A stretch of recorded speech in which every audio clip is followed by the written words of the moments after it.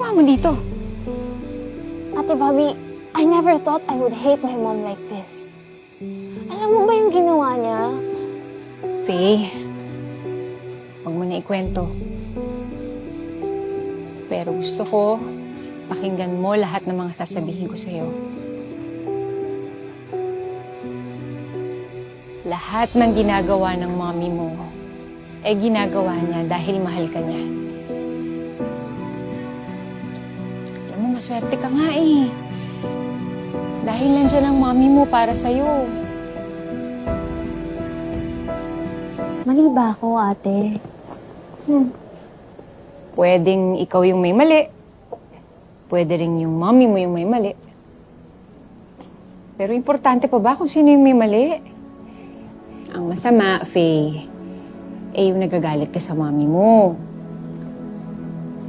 Alam mo ba, Faye, bata pa lang ako, nawala na yung nanay ko. Minsan nga, iniisip ko, paano kaya kung nandito siya? Sigurado ako, pagagalitan niya ako sa lahat ng mga ginagawa ko. Sigurado ako, papakialaman niya lahat ng mga maling desisyon ko sa buhay.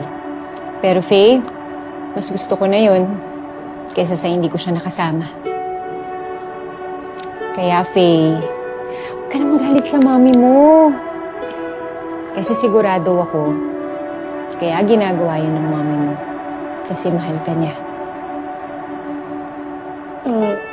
Paano si Vince, ate?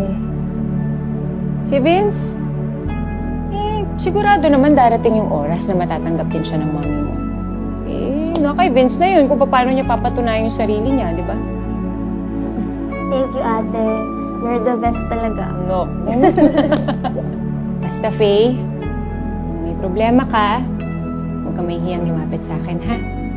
Bukas tong bahay na to para sa'yo.